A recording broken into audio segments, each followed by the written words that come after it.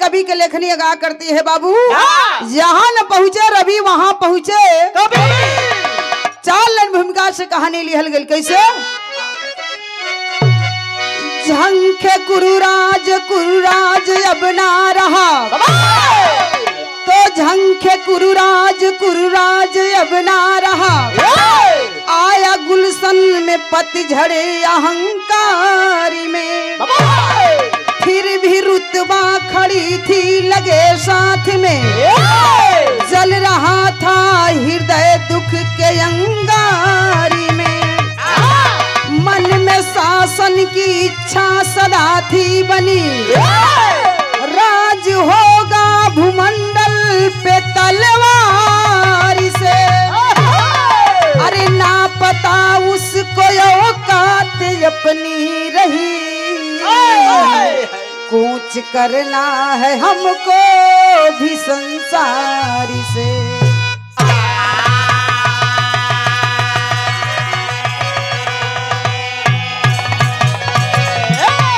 ना पता उसको औकात अपनी रही, कूच करना है हमको भी संसार से। ए भैया, जौने दिन इंसान समझ जाए कि हमके ये धरती से उठ के जाए के है, ये धरती के छोड़ के जाए के बाद तौने दिन से बुराई सगरो हट जाए धरती के। 100 रुपया दे करके सम्मानित किया गया। हमें गजल का अंदाज दिहल गई मास्टर।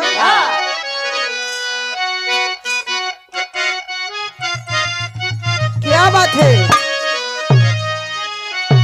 यह गजल हो। अरे उठो मुसलमान, अरे उठो मुसलमान नमाज पढ़ लो। अरे उठो मुसलमान नमाज पढ़ लो, अभी मेरा सर कटा नहीं। उठो मुसलमान नमाज पढ़ लो,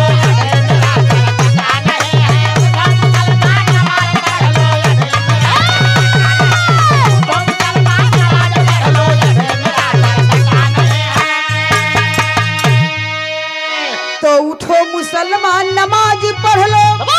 अरे अभी मेरा सर कटा नहीं है, अरे अभी मेरा सर कटा नहीं है। हुसैन ने जो दिया शहादत, अरे हुसैन ने जो दिया शहादत वैसा कोई दिया नहीं। हुसैन ने जो दिया शहादत वैसा कोई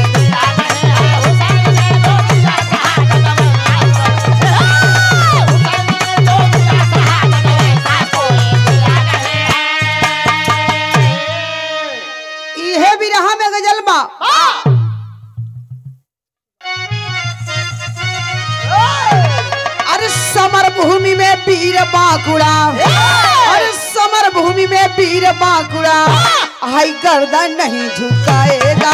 समर भूमि में पीर बांकुड़ा गर्दन नहीं झुकाएगा।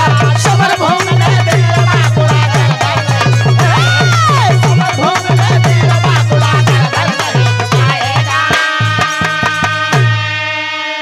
तो समर भूमि में पीर बांकुड़ा और गर्दन नहीं झुकाएगा, अरे गर्दन नहीं झुकाएगा। आ गोली सीना पारी करे पग, अरे गोली सीना पारी करे पग पीछे नहीं हटाएगा।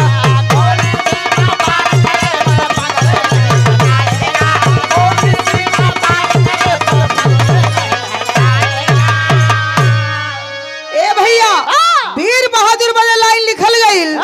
सच्चा बहादुर है, बहादुर आदमी जंगे मैदान में बाबू भले अपन जान गवा दी लेकिन एक कदम पीछे ना हट सकेला। ये वीर पुरुष का पहचान होला। ए भैया, मर्द आदमी बहादुर आदमी एक ही बार धरती पे पैदा होता है और एक ही बार ही धरती को छोड़ करके चल बसता है। लेकिन हाई जोन लड़छुआ होला, हाई जोन मऊआ होला, डिबो वाला दूधवा पेले वाला ई तो रोज मरी है रोज जन्मी है। एकनी के कोनो में गिनती नहीं की। बगलियों में बैठल बा देखला के हो उनका जीजा हम आई में तो के भिरगु ते हमके समझ में ना वाला कि भिरगु सार हम कि तू सार हो। ना ना सारे के पेचीस पड़त है कलिया। उनका दादा हम दबाव है ना। इनके दादा के दमाद हो। हां कहो तो दादा के लड़का ना मिलत रहला। आइन का बानो ही हम लगा ऐसे उकटल पेड़ यही से कहानी का शुरुआत है। सर के अंदर भाव लिखल गया कैसे?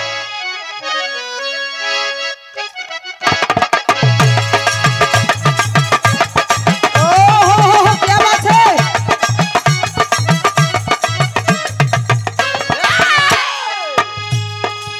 लर ला ला रे ला ला ला रे ला ला ला रे ला। सुनो दास्तान महाभारत की लड़ाई का। मन लेके चले के है। शरीरिया यही रही 15 से 20 मिनट, ज्यादा समय ना ले। ये समय सबका अमूल्य समय है, लेकिन आप लोग धन्य हुआ के चिलचिलाती हुई धूप में हमनी के बैठ के 2 शब्द सुनता नहीं रहुआ लोग। ये मान सम्मान पुरस्कार बा। आप लोग के कहानी पढ़ता खा जाए, सरहो ना सते होए पढ़ता खा जाए। हमनियों को उतने पढ़ता खाई कहानी समझ में आवे, एले बढ़िया कोनो चीज नहीं खे। ध्यान दे कहानी पे। कहाँ कहो? सुनो दास्तान महाभारत की लड़ाई का। सुनो दास्तान महाभारत की लड़ाई का। करूँ बखान मैं तो जदुवंशी जदुराई का।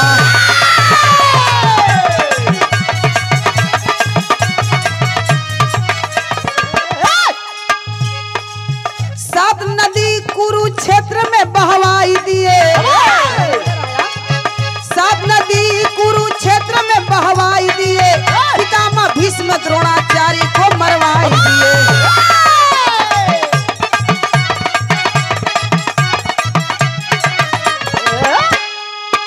खून की नदी घोर,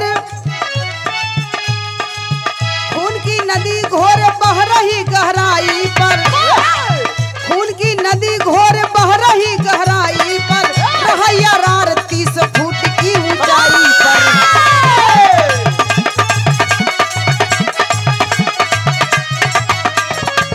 परी पांडव पर भीड़ आकर के अवहंत किए। परी पांडव पे भीड़ आकर के अवहंत किए। लड़ाकर 18 दिन महाभारत का अंत किए।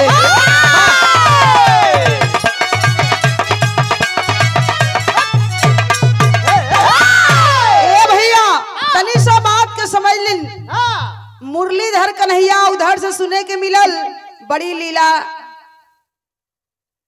बनौलन किशन कन्हैया का कोनो जोड़ ना है, जे भगवाने बा। तो इधर भी लीला देखे किशन कन्हैया का। महाभारत की लड़ाई 18 दिन, महाभारत का लड़ाई कुरुक्षेत्र के मैदान में 18 दिन तक करौलन। ए बाबू, लड़ाई खत्म हुआ।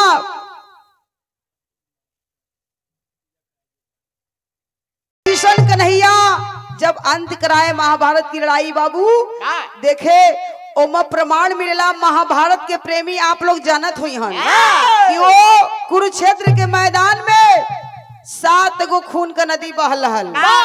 7 गो खून का नदी बहल रहल। आउ नदिया सातों इतनी गहराई रहली 30 फुट, यानी 1 बांस इतना तक गहराई नदिया। सातों नदिया का गहराई बतावल गई। 30 फुट तक ले गहराई में वो नदिया बहत रहल। अरे बाबू हई देखे वहां से सातों खून नदी उस पार, सातों नदी उस पार। दुर्योधन अपने आप को धिक्कारता है। शाम की बेला में बैठा है, अंधेरा होने वाला है, धिक्कार रहा है अपने आप को कि अरे बाप रे बाप, मैं कितना अभागा हूं कि अपने स्वार्थ में आकर के, अपने राजपाट के चक्कर में आकर के, लोभ में आकर के अपने राजस्व का ही नाश करा दिया। अपने आप को धिक्कार रहा है दुर्योधन। देखे धीरे धीरे भाई का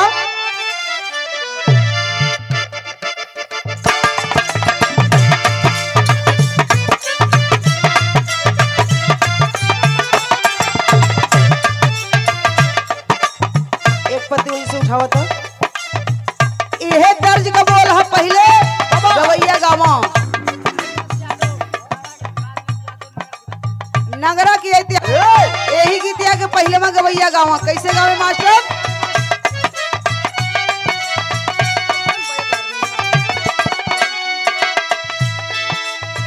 कहवा से आवेला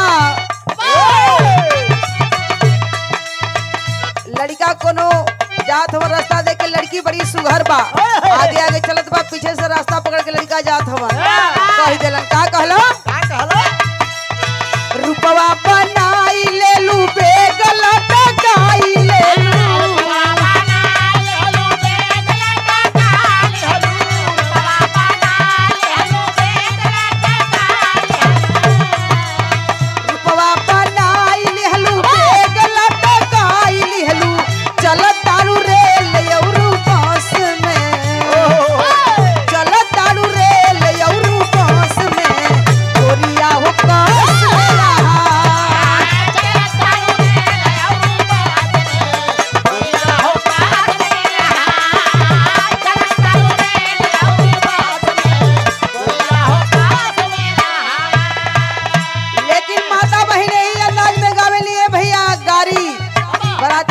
भजन करिए माता बहन लाडू स्पीकर लेके गाड़ी गावेली कैसे गावेली कहवा से आवेला पापा के पितिलावा हो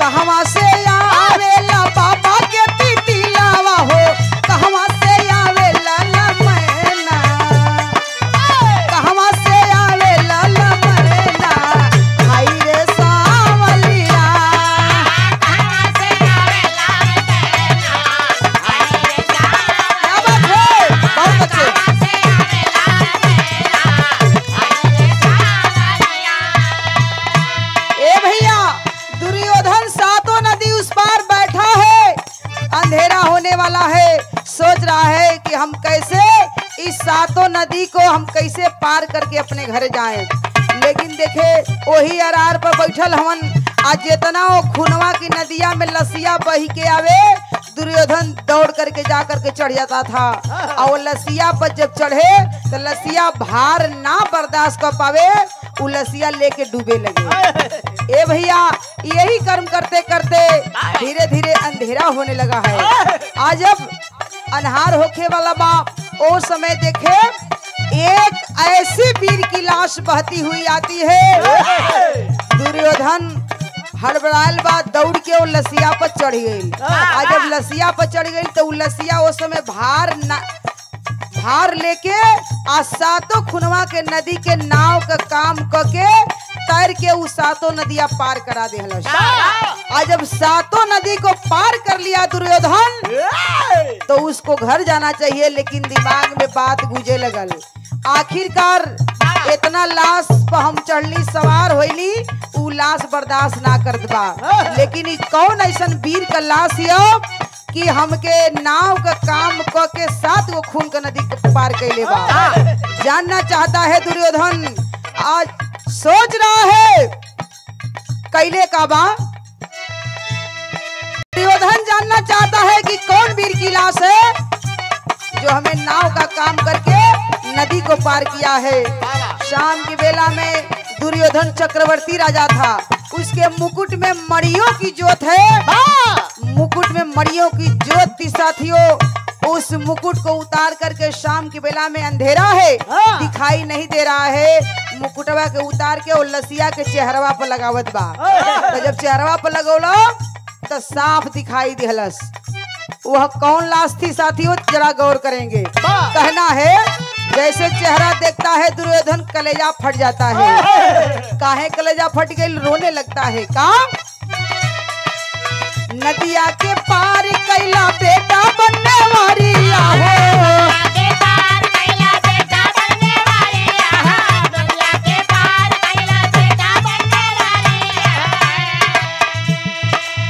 नदिया के पार कैला बेटा बनने वाली हो जिने भूपया पनो सुगनवा हाय रे लालनवा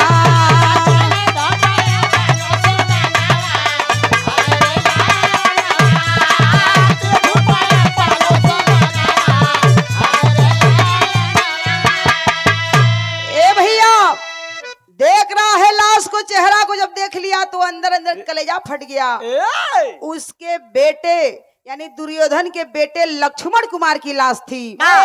लाश को देख लिया बाबू रोने लगता है फुट फुट करके कि अरे बेटा तूने लड़ाई में हमारा साथ दिया, दहिनी भुजा बन करके पुराया, लड़ाई में साथ साथ रहने का काम किया, आज मर के भी साथ निभाया है हमार, और नाव का काम करके हमें तुम पार किया है रे बेटा, पार किया है।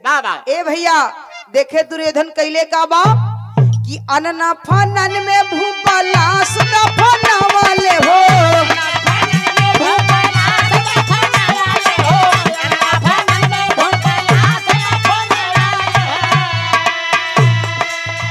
दवा के जाके भानुमती से बटवाले हो,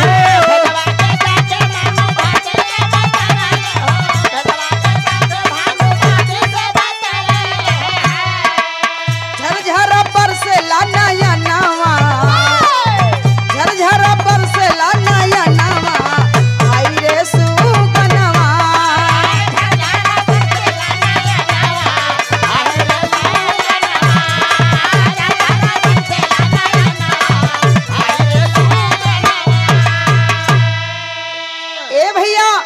दुर्योधन देख करके सोच रहा है अरे बेटा उन्हें मरने के बाद भी मेरा साथ निभाया, मैं कितना भागा हूँ रे बेटा कि आज इस रात्रि की बेला में इस अधियारा में हम तुम्हें एक गज कफन देने के लायक भी नहीं हूँ। ए भैया दुर्योधन सोचता है उसी जगह पर बालू के रेत में उस लक्ष्मण कुमार की लाश को बाबू गाड़ दिया, और गाड़ करके वहां से चल दिया, जाके अपने रनिवास पर दरवाजा खटखटा रहा है। आज दरवाजा जब खटकल बाप वह आवाज सुन करके पत्नी भानुमती आती है, आज दरवाजा खोली तो देखली कहली कि सैया सैया आप आ गई, लड़ाई का हाल चाल बतावा। पूछा तारी भानुमती कैसे मास्टर तर्ज बदल गई।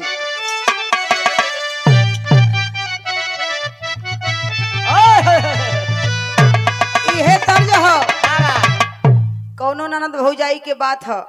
भौजैया से नंदी कहलस कि ए भौजी देखा हर साल का दिन चल गई लेकिन औसो का दिन न जाए, का कहे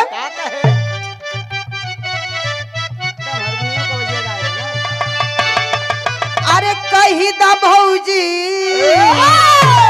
भैया भौजी से, अरे कही दा भौजी भैया जी से कही दे मोरे गवनवारा,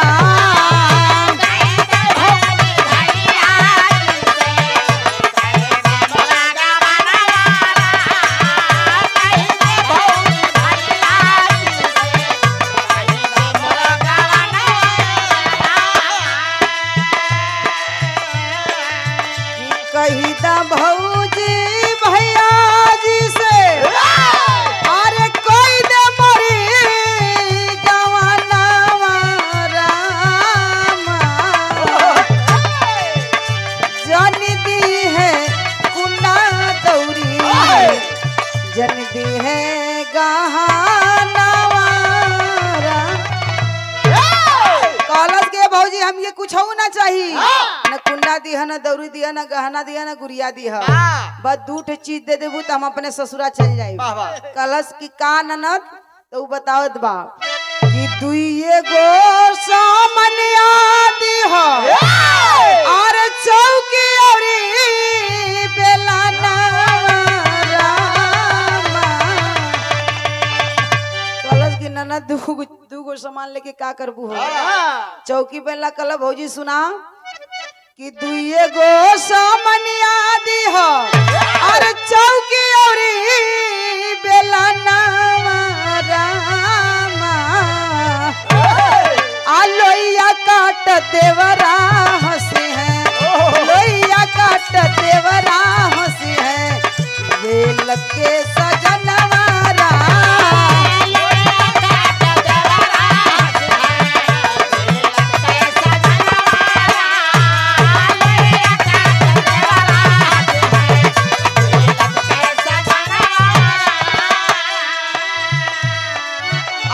पत्नी भानुमती आप लड़ाई से लड़ाई का हाल चल बतावा, के जीतल के हारल के मरल के जियल, हमार बेटा कैसे बा।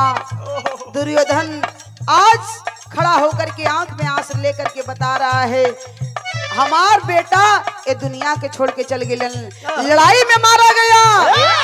इतने बतिया ए भैया सुनती है भानुमति, रो रो करके कहने लगती है कि सैया अगर वही लड़ गई होता और लड़ाई में लड़ के मर गई होता तो हमहू केहू के सामने सीना तान के बतिया लेती कि हमारो पति लड़ाई में मारल गए। हमारे रो रही है भानुमति, कहती है क्या, अरे रोवे नी भानु हो माती, अरे रोवे नी भानुमती कुरपत के समहनवारा।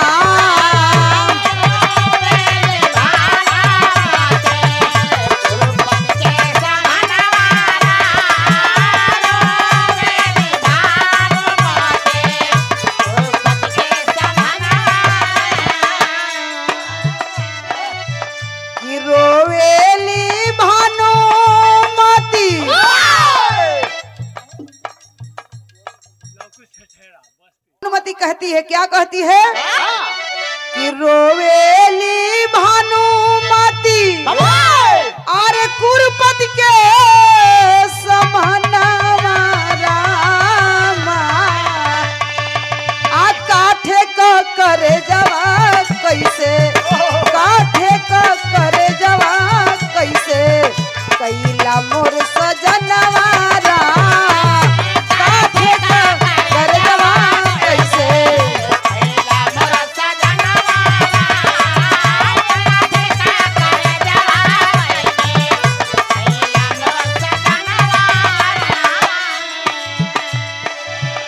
कैसे सुगनावा के स्वामी बिसरवला।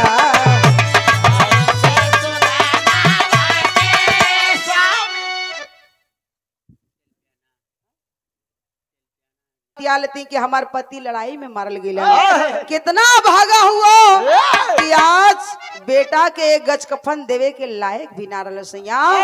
इतना बात कहती है पत्नी भानुमति। वहां से दुर्योधन सुन करके बाबू चल दिया। कहाँ गया, तर्ज बदल गई मास्टर।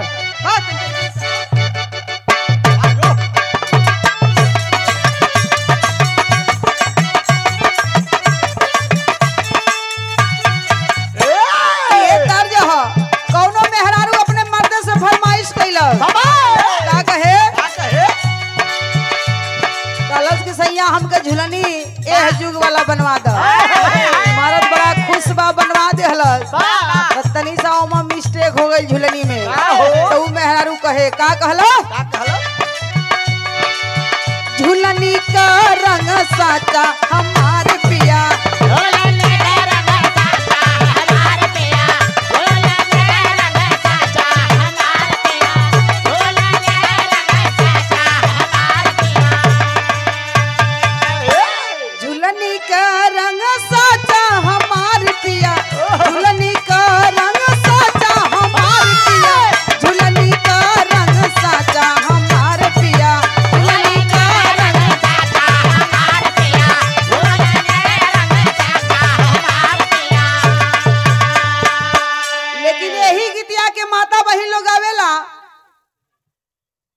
कोनो गीत मंगल होला शादी विवाह के अवसर पर, तो माता बहनों ये गीतिया के तनी सा बदल के गा दी हन। गा गई है कि छोट से बड़ा होइबे धीरज धरा,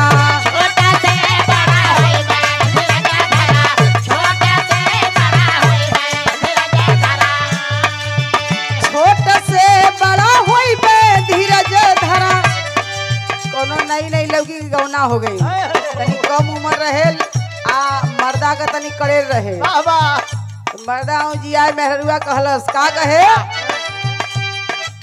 छोट से बड़ा होइबे धीरज धरा, छोट से बड़ा होइबे धीरज धरा, छोट से बड़ा होइबे धीरज धरा, छोट से बड़ा होइबे धीरज धरा, छोट से बड़ा होइबे, छोट से बड़ा होइबे धीरज जैसे अनारों में दाना लगतू है,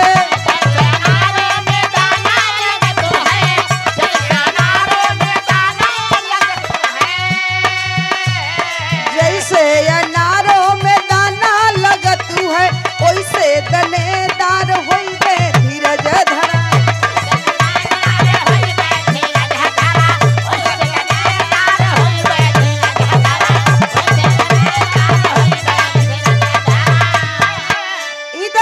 लेकिन कहानी से ध्यान न हटे। और समय देखे भैया वहां से दुर्योधन निराश होकर के चल दिया।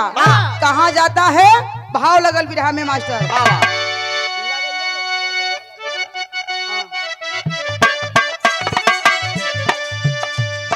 देखे ललन के मतारी मनाए खुशी,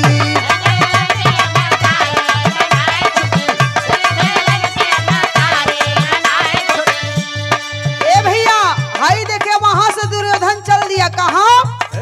गंधारी मतारी के पास जाके खड़ा हो गई। गंधारी मतारी कहला आहट से समझ गई कि हमार बेटा दुर्योधन आ गई। आज कहती है कि बेटवा लड़ाई से आ गईला, लड़ाई का समाचार बतावा, के हारल के जीतल के मरल के जियल। ए बेटा लड़ाई का समाचार बतावा। दुर्योधन कहता है कि माँ लड़ाई का हाल चाल है बा कि हम तोहरे सामने खड़ा बानी। कहला कि बेटा सुना, जा महतारी का करेजा भैया बड़ा नरम होला। माई कहली गंधारी की बेटवा जा, उनके ही वरदान रहल कि उनके आँख पर जौन पट्टी बा और पट्टी के जैसे खोलिहन आ जेके पहले देख ली हम उनके आँख का ज्योति जहाँ तक ले पहुँची बज्जर का हो जाई। गंधारी कहलस कि ए बेटवा जा, लड़ाई में से बच के आ गईला तो हमके बड़ी खुशी है। जा पूरा कपड़वा निकाल के आवो, हम तुह के देख ले पटिया जैसे हटाई, देख ले पूरा शरीरिया तुहार वज्र का हो जाई, तो के केहू मारे वाला पैदे ना होई। हाई देखे गंधारी कहती है कि बेटवा जा। भइल का? देखे ललन के मतारी मनाई खुशी,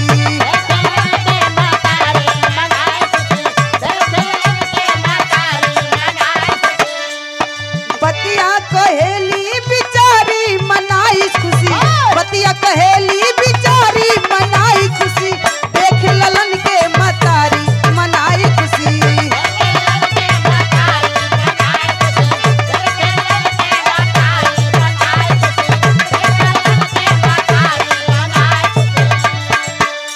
कहली कि बेटा जान नंगे होके आवो, कि आवा मोरे लाल देही बज्जर बनाई,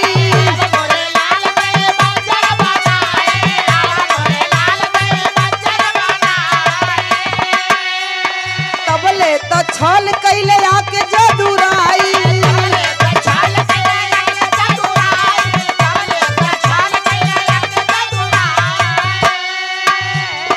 कुल खेलाती हले बिगारी मनाई खुशी, कुल खेलाती हले बिगारी मनाई खुशी।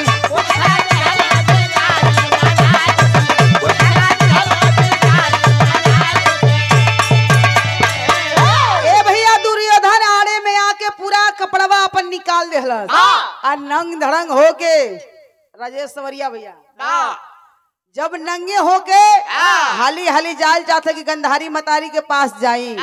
ए भैया तौले बिचवे में बाहर एक किशन कन्हैया जेके छलिया कहल जाला, आगे किशन भगवान प्रगट हो गईलन, बीच रस्तों में रोक लेला। कहला हे अरे तनी सुना, ए मर्दे तो नहीं छोट रहला त नंग धड़ंग घूमला, केहू ना बोलल, केहू कुछ ना कहल। आ ये मर्दे तो नहीं, इतना उम्र भइल, आ ये उम्र में दांत टूट गई। जंगली भैया कहलन कि ये उम्र में आ तू नंग धड़ंग होके जात हवा, जा ये मर्दे तू कहीं गोलियां मिस कर जाता।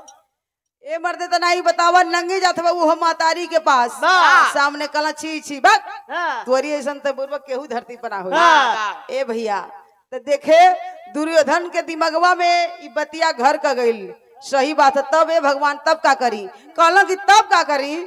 ए मर्दे नहीं, कम से कम कुछ ना हा तो केला का पतवे तोड़ के कमरिया में बांध लो। हाई देखे यही दुर्योधन की भूल होती है। ए भैया ए बाबू वहीं से केला का पत्ता तोड़ करके पानी से ध्यान न हटे। ऐसा तेल पियाना तक बहुत मिली है, लेकिन हाई कहानी सुने बाबू। ओ समय जब इतने बतिया दुर्योधन सुनना जंगली भैया कहलन क्या कहलन कह रहे मर्द कुछ ना केला का पतवे लेके कमरिया में बांध लो। यही दुर्योधन की भूल होती है। वही से केला का पत्ता तोड़ के और लेके दुर्योधन कमरिया में बांध ले और कमरिया में पहन के बाबू चल दिया।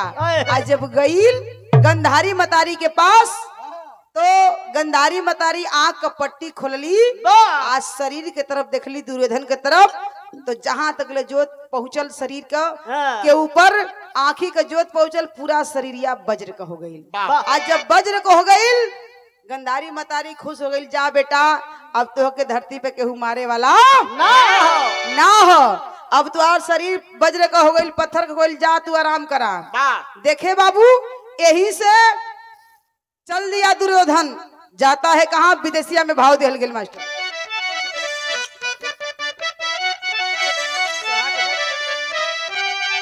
क्या बात है कि लजिया के मारे भूपा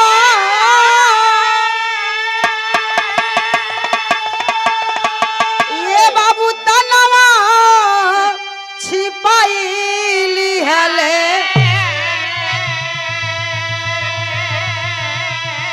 आ जननी निरखी वज्र कैली बादना,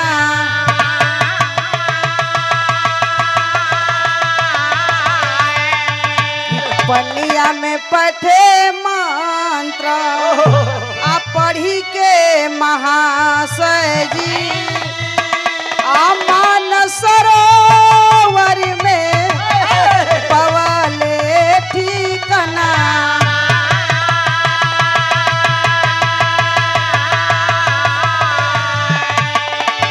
ए भैया हाई देखे गंधारी मतारी कहली कि जा बेटा कोनो मान सरोवर में जाके बढ़िया से इत्मीनान से आराम करा, कोनो डर भय ना है।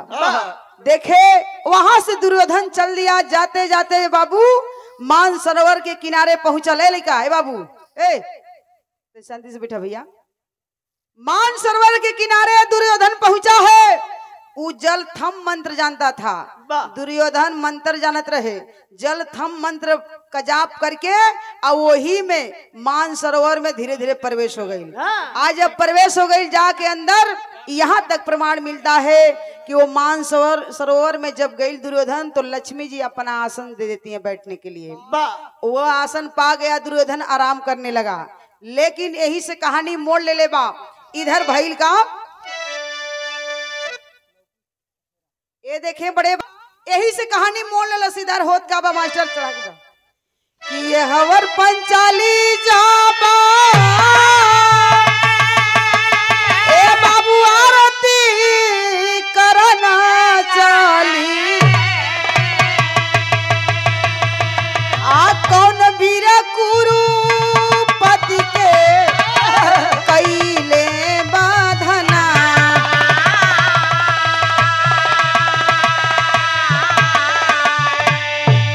ए भैया आज देखे इधर पंचाली घर में बड़ी खुशी मनाओ तरी, जल्दी से आरती सजाई। पांचों पांडव विजयश्री का डंडा झंडा लगा करके चल दिए। और जब पांचों पांडव चल दिए शोर मचावत, विजयश्री का डंका बजावत, ए बाबू जा करके दरवाजे पे खड़ा होते हैं। पंचाली अंदर से ले करके आरती सजा करके आती है और वही बाबू द्रौपदी कहती है कि आज मैं उसी वीर की आरती उतारूंगी जिसने दुर्योधन को मारा होगा। भाई देखे जब पंचाली इतनी बात कहली, अर्जुन घूम के पीछे ताके लगलन, का हो भीम तोहरा से कहीं दुर्योधन भेटाइल? भीम पीछे ताके लगलन, का हो नकुल तो से कहीं भीम दुर्योधन भेटाइल? कहल कि ना भैया हमारो से तो ना भेटाइल दुर्योधना, पता न कहाँ बा। भगवान श्याम समझ गए, आरती लेके खड़ी हैं, जब हमरा से ना भेटाइल तोहरा से ना भेटाइल, तोहरा से ना भेटाइल तो भेटाइल कैसे? तो ये पांचों पांडव में से केहू दुर्योधन के ना मारल, तो एकर मतलब कि दुर्योधन अभी शेष बचल बा। दुर्योधन बचा है अभी। भगवान श्याम परशुराम कहलन कि ना, द्रौपदी है आरती रख दो। और पांचों पांडव को लेकर के किशन कन्हैया समझ गए कि चलो वो दुर्योधन कहाँ होई हमके पता है। आगे आगे बाबू चल देहलन। शाम की बेला में लालटेन लेकर के किशन कन्हैया आगे आगे, पांचों पांडव पीछे पीछे चल देहलन। जाते जाते पहुंचलन कहाँ, वही जहां लड़ाई भइल रहल।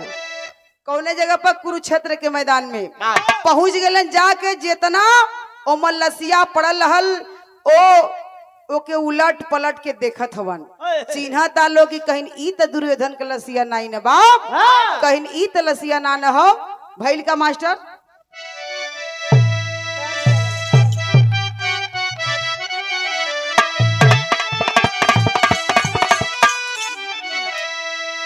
इहे तर्ज हो। अरे माता हो ललनवा दे दा,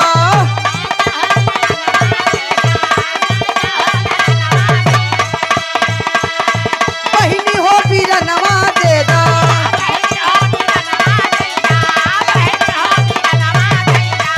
माता हो ललनवा दे दा, बहिनी हो बीरनवा दे दा।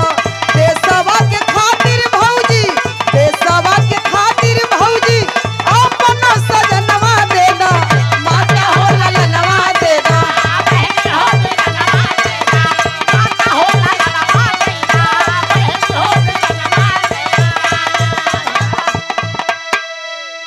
यह तर्ज हो। लेकिन बिरहा में कवि जी भाव दिलन। ओ समय देखे भैल का मास्टर भगवान श्याम चलल हन। कैसे? भीम बालवनवा गरजे,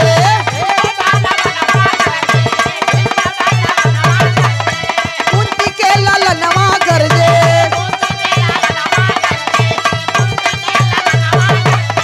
भीम बालवनवा गरजे, कुंती के ललनवा गरजे।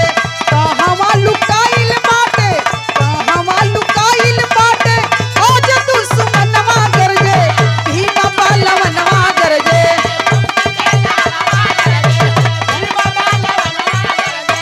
कहवा लुकाइल बाटे, आज दुश्मनवा गरजे।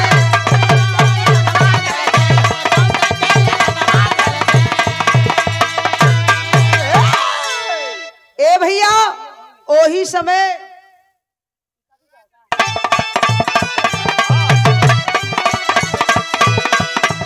उलटी पुलटी निहारत बीती गईली रतिया पापी।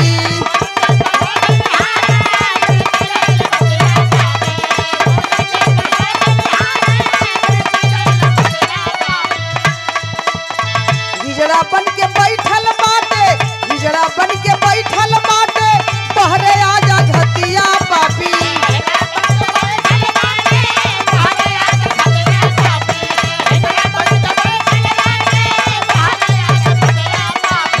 कहवा लुकाइल बाटे, कहवा लुकाइल बाटे, आज दुश्मनवा गरजे, भीम बालवनवा गरजे, कुंती के ललनवा गरजे।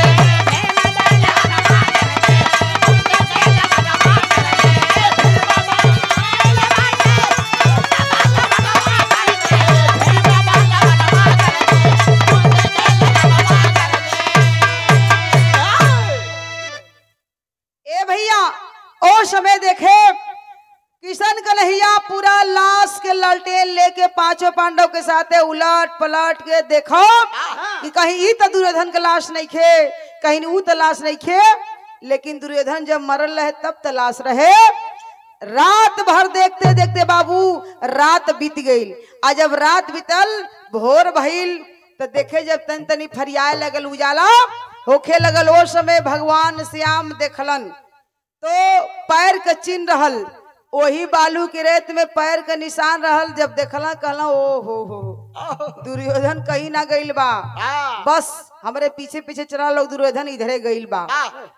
तो दुर्योधन के पैर में तलुए में चक्र का निशान था।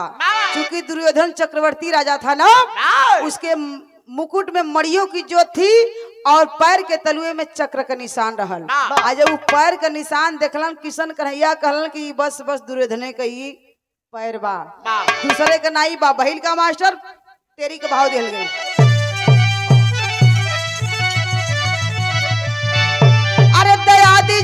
दयादे से चली। अरे दयादी जब दयादे से चली, गणना शून्य हुई कौरव कुल की अपराधी। अरे अपराधी, अरे गणना शून्य हुई कौरव कुल की आबादी, दयादी जब दयादे से चली। ए भैया देखे भगवान श्याम कहलन का मास्टर पहपट में भाव दिहल गई।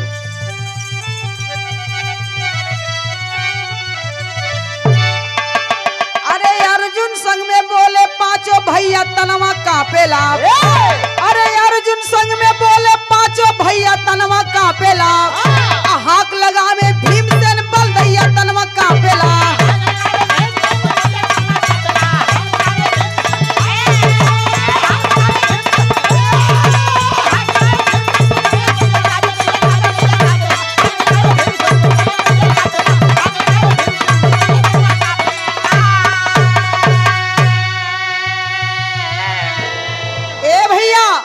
वही रास्ता पकड़ के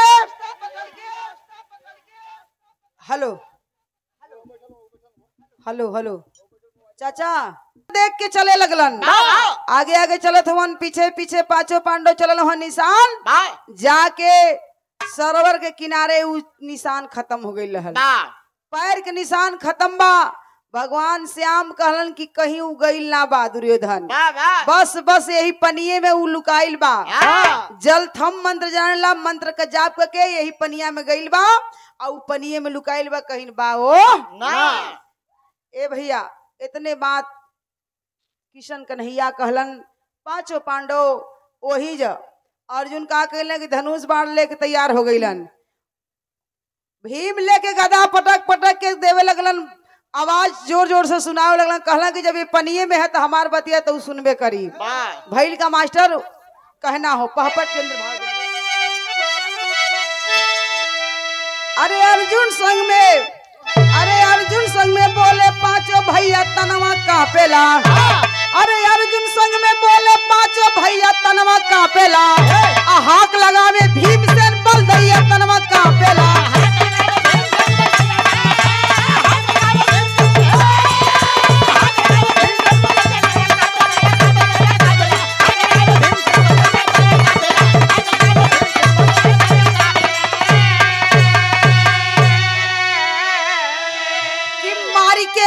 से हम अरे मारी के गदा से हम सुखाई देव पानी हो। आके सिया पकड़ के हम बाहर वाले में टानी हो। अरे बात बान से सिहर उठा बल दैया तनवा कापेला। हाक लगावे भीमसेन बल दैया तनवा कापेला।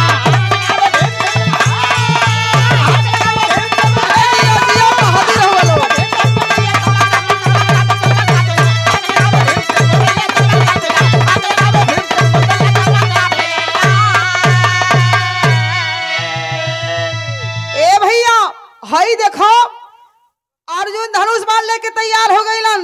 जब भगवान कहत हवा यही पनिये में यही तलबे में लुकाइल बा, तो धनुष बाण लेके तैयार हुआ। भीम गदा पटक पटक के छरिया छरिया कहलन कि आ जा निकल के।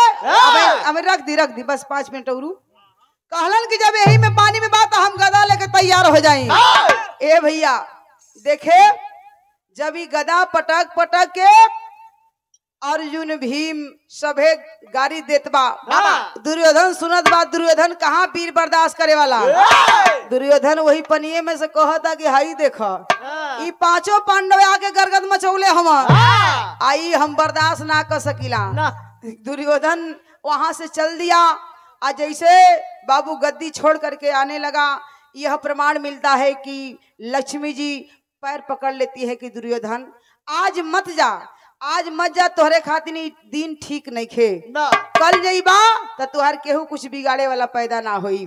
ए भैया दुर्योधन यहाँ तक प्रमाण मिलता है कि लक्ष्मी जी को भी लात से मार दिया, धक्का देता है दुर्योधन। तो जेकर विनाश होके के रहेला वही तरह मेहरारू से अझुराए लगे। जेकर सत्यानाश करावे के होखे तू मेहरारू से अझुराए, देखो विनाश हो जाई। सुन ले भैया, जेकर नाश होला उ मेहरारू से अझुराला। बिल्कुल जेकर बने के रहेला ना उ मेहरारू को गोड़ लगेला। अरे मेहरारू गोड़े पे गिरल ना है, माने मेहरारू से प्रेम से रहेला। बिल्कुल से पेपर गिरे क्या काका के कहत है हम जंगली भैया के थोड़े कहती ना, हम उनके ना कहती। कहलू तो दोबारा मत कहिया। का भैया मेहरारू के माने लगी ना, बहुत माने ला ना, यही से तू खुशहालो हवा। जब घर में मेहरारू खुश तो सब खुश। ऐसे कि मेहरारू का लक्ष्मी जी से दर्जा दिहल गयल है। ए भैया हाई देखा जकर विनाश होके के रहल, दुर्योधन का पैर पकड़ ली लक्ष्मी जी, कहली कि ए दुर्योधन वो पांचों पांडव गरगद मचौले हम जाए तो कोनो फर्क ना पड़े वाला है। आज भर रुक जेबा, बिहने जेबा तो केहू तोर कुछ बिगाड़ी ना। धक्का देता है दुर्योधन, धक्का दे करके वहां से चल दिया। तो जब लक्ष्मी जी के लाते से टरियन तो का उनको नाश ना हुई तो हुई का। वहां से दुर्योधन चल दिया, कलश के हाई देखा आके हाई पांचों गरगद मचौले हम सब।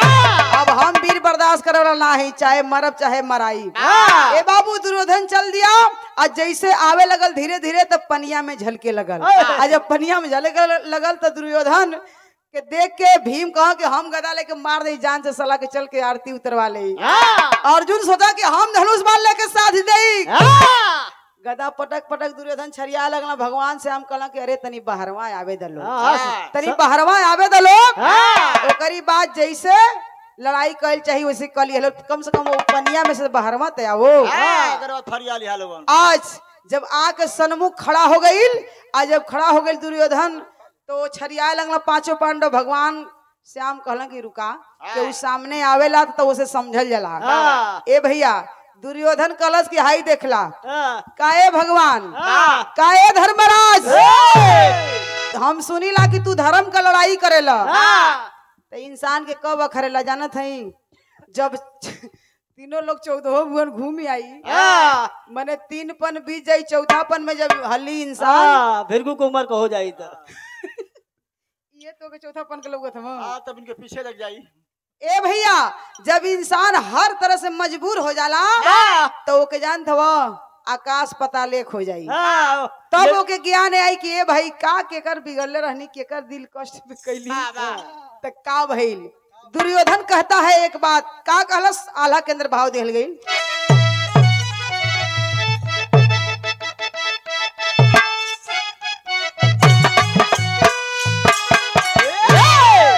ए बाबू उधर से सुने की मिलल 4 लाइन आल्हा में प्रमाणिक बात कि पहले के पुरोधा कलाकार लोग गावा और कुछ लोग गा के धरती के छोड़ के चल गए।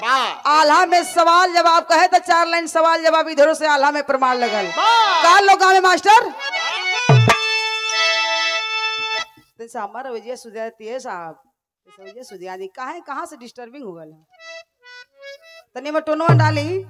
हेलो हेलो, हाँ कहाँ से शिकायत हो गई, चला हो जाला कभी कभी मछलियां। क्या बात है, अरे माई का मुअल का देखमा, अरे माई का मुअल का देखमा, वही दिन अखरे भैया।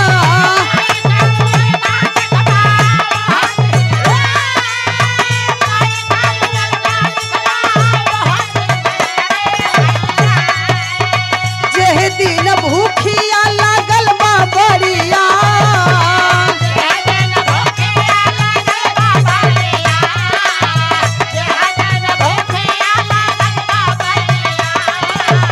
बाबू का मुअल का देखबा, बाबू का मुअल का देखबा, वही दिन अखरे भैया।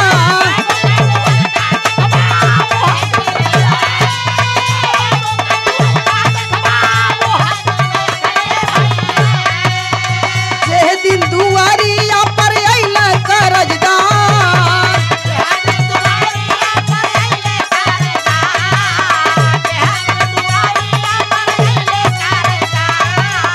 भैया का मुअल का देखबा, भैया का मुअल का देखबा, वही दिन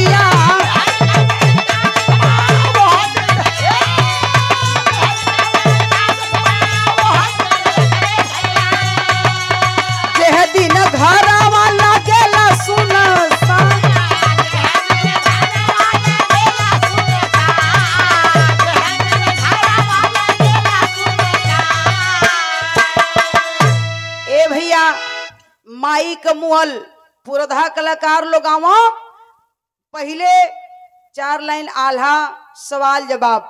माई का मुअल ओह दिन अखरेला जेवना दिने बहुत तेज से भूख लगल है ओह दिन माई का मुअल अखरेला।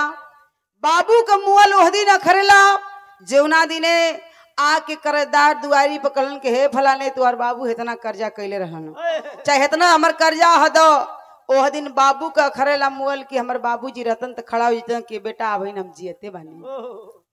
भाई का मुअल ओह दिन अखरेला जेवना दिने कहीं घेरा गेल चक्के में दुश्मन चारों तरफ से घेर लेहलन कह जाला कि भाई ऐसन हित न भाई ऐसन दुश्मन कहीं दुश्मन के फेरा में पड़ गेला चक्कर में आ गेला घेरा गईला ओह दिन भाई का मुँह लखरला कि आज हमार भाई रहत त दहनी भुजा बन के पुरावत। चौथी प्रमाण मेहरी का मुँह ओह दिन अखरेला जेवना दिने कहल जला भैया अपन कानी ने आन करानी जेवना दिने मेहरारू घर में रही हैं तो तरह तरह से कहीं से खेते गृहस्थी नौकरी चकरी से कहीं से आ गईला एक लोटा पानी मेहरारू दे अगर मेहरारू मर गई तो यही लिए कहल गल कि मेहरारू को मुँह वह दिन अखरेला कहीं से आ पैला मजूरी धतूरी क के घर में हल्ला मेहरारू ना बा तो वह दिन मेहरारू को मुँह लखरेला के पूछे वाला ना बा जियत रहे तो कुछ ना खरी के वही बार कर के पूछी सर तब तो कहिए कि जो हमारे आगे से कोनो काम ना है बाद में पछताए लगी है। ए भैया तो वह दिन मेहरारू का मुँह लखरेला जब घर में कहीं से इबा हलवा मेहरारू ना लौकल तब मेहरारू का मुँह लखरेला यही बात के गाँव के भैया। लेकिन कहना है वही भाव में वो समय देखे कहानी से ध्यान न हटे दुर्योधन कहता है क्या कहले बाप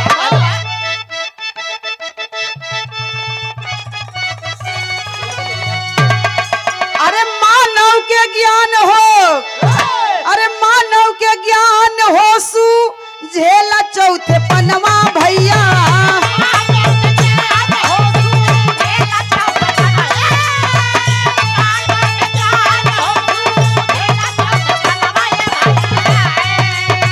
हो जाली शिथिला सब इंद्रिया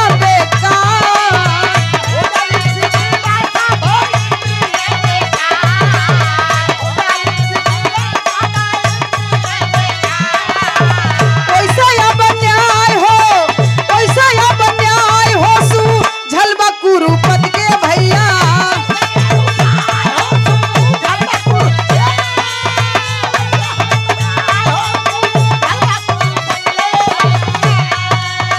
कैसे पाँच संग एक लड़ी है धुआंधार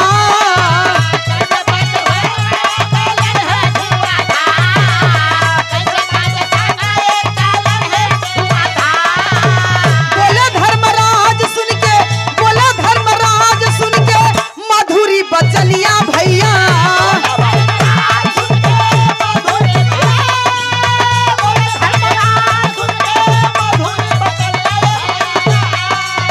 जिनका रहला जग में धर्म अवतार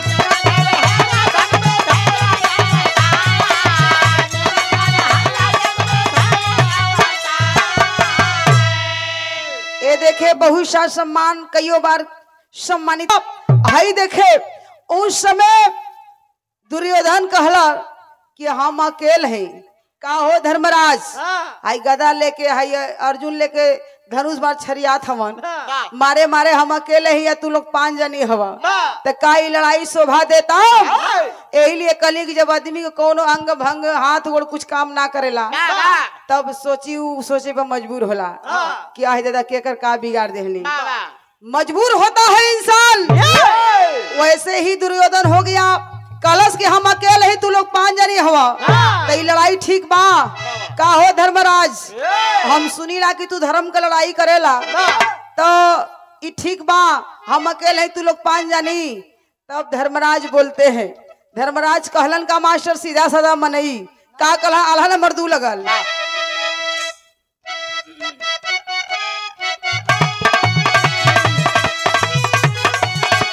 ले लो हमसे 2 हो के 3 करो रनावा ले लो हमसे 2 हो के 3 करो रनावा सुनी के तू राज तब हसल बठठ मार सुनी के तू राज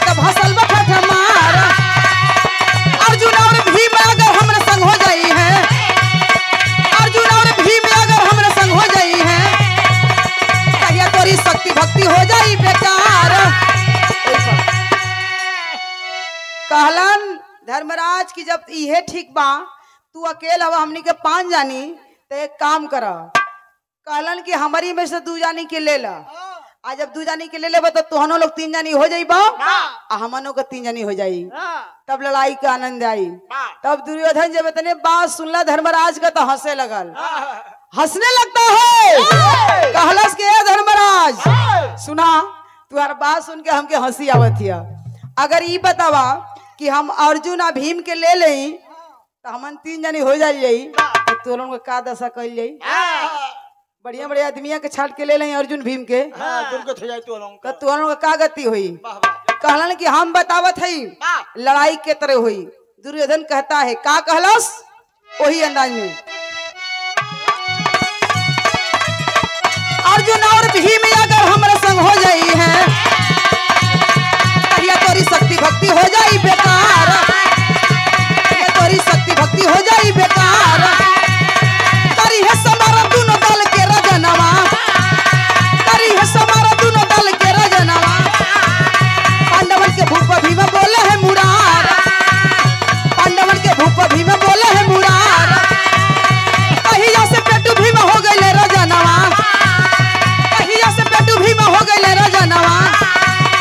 करे नमस्कार धर्म होई तबार, करे नमस्कार धर्म होई तबार।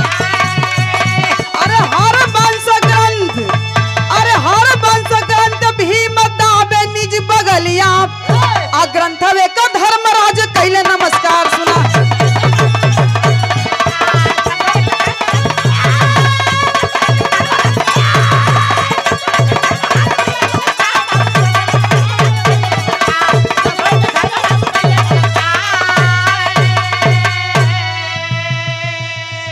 दुर्योधन कहता है कि ये तो लड़ाई हुई ना, हम बतावत है कि देखा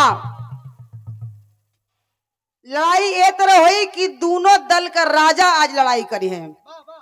क्योंकि दुर्योधन जानता था कि अपने दल का राजा धर्मराज हुवन, हम अपनी दल का राजा खुदे हैं तो हम गदा यूज जानीला आ धर्मराज तो कुछ ना जानेलन, खाली धर्म के रास्ते पर चलेलन। तो ये लिए दुर्योधन कहता है कि आज हमार विचार है कि दोनों दल का राजा लड़ाई करी है। तब बाहर किशन कन्हैया दिमाग काम के लिए कल के हई देखला, कल चट देने की देखा कल से पांडवन के दल का राजा भीम हो गए। चूंकि दुर्योधन गदाधारी था अब भीम भी गदाधारी रहलन, तो सोच करके भगवान श्याम कहलन कि देखा धर्मराज राजा ना हवन, कल से पांडवन के दल का राजा भीम हो गए हवन। तो दुर्योधन कहल कि भीम हो गए हवन, ई हम कैसे मानी कि भीम राजा कल से हो गए हवन। एक थरिया कस के खाए वाला बोला बोला ना, जब कल से पांडवन के दल का राजा भीम हो गए हवन तो हम कैसे मानी कि भीम हो गए हवन राजा।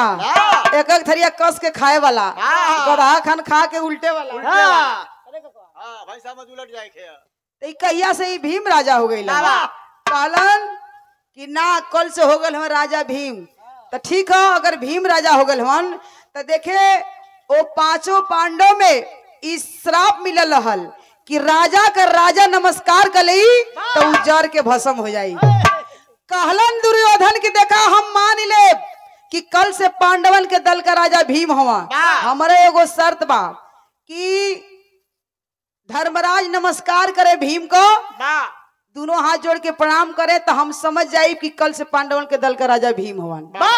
ए भैया देखे हाथ जोड़कर जब ही धर्मराज नमस्कार करे चलल हवन भीम का, ओ समय देखे हर वंश ग्रंथ कन्हैया जी भीम के कखिया में दाब दिहलन आ धर्मराज से इशारा कैलन कि तू भीम का न नमस्कार करके वो ग्रंथवा का नमस्कार कर ले सगरो संपन्न हो जाई।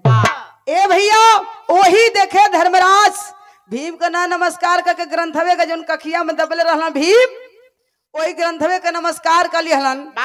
दुर्योधन मान गईलन कि हाँ कल से पांडवन के दल का राजा भीम हुआ। तब देखे जब पांडवन के दल का राजा भीम हो गए हवन तो आजा लड़ाई हो जाई, आजा जुए फरिया जाई। भैल का मास्टर दोनों ओर से दोनों वीर लड़ाई करे चलल हवन। आखिरी में भाव दिहल गई।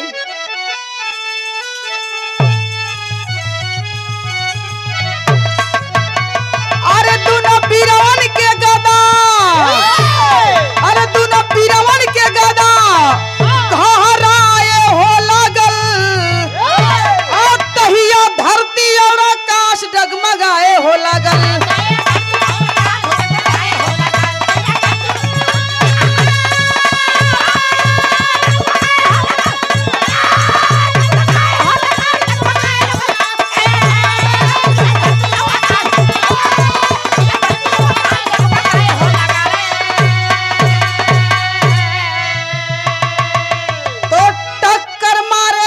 समान दहाड़े जस टूटे हिमान, अरे गदा पर गदा गिरे तब दामिन प्रगटाए हो लगल, और तहिया धरती और आकाश डगमगाए हो लगल।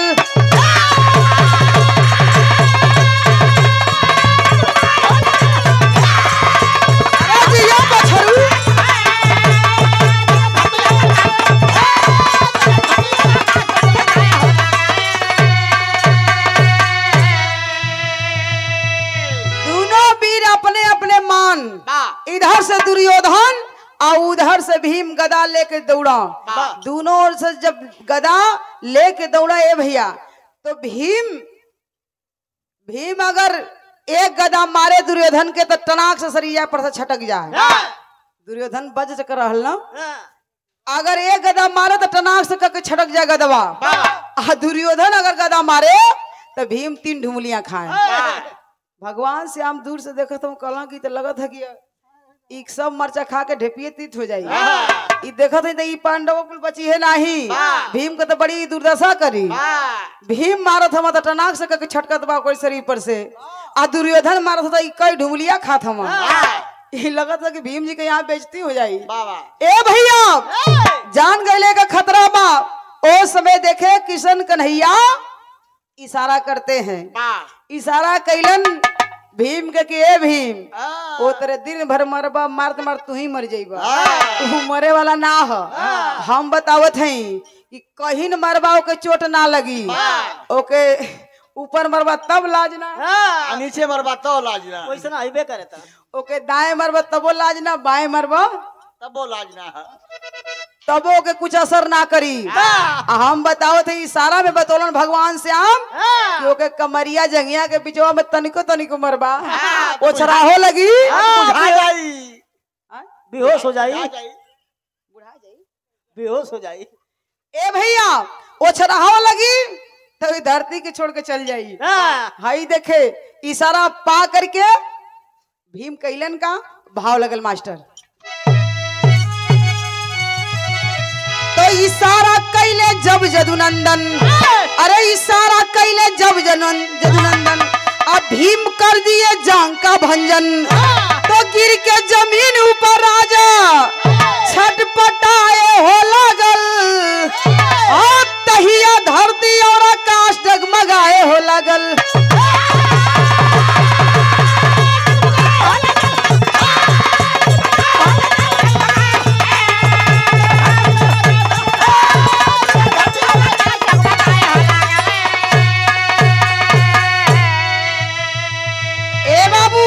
इशारा पा करके भीम गदा लेके वही जगह मारे शुरू कैलन, बिचवे में वही कमर जंघा के बीच में मारे शुरू कैलन। आ तनिको लगे तो दुर्योधन कहरे लगे गिर जाए।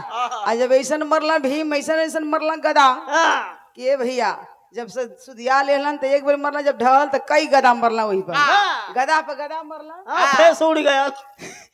ए बाबू कहला का मतलब कि दुर्योधन इस दुनिया को छोड़ करके चल बसा। यही महाभारत की लड़ाई का अंत हुआ, जो शेष बचा था दुर्योधन। यही कहानी का अंत है। तो आखिरी लाइन में कहना है, और दुर्योधन का वध करके 5 पांडव जाते हैं, पंचाली लेकर के अपना धूप अगरबत्ती लेकर के आती है, आरती उतारती है। के कर भीम जी का आरती उतरल कि भीम जी दुर्योधन के मरले हमन। काहे ओके खुशी रहल द्रौपदी के कि हे बीच सभा में हमार चीर लुटले रहल। उ तो भैया ऐसा रहे कि हमारा आके लाज बचौलन। यही सोच करके बैठी थी कि जेवन वीर मरी है दुर्योधन के वही का आरती उतारम। आकर के भीम का आरती उरती उतरली। यही कहानी का अंत हुआ। आखिरी लाइन में कहना है कुसुम पराग स्वामी जदू गुरुदेव पूज हमारे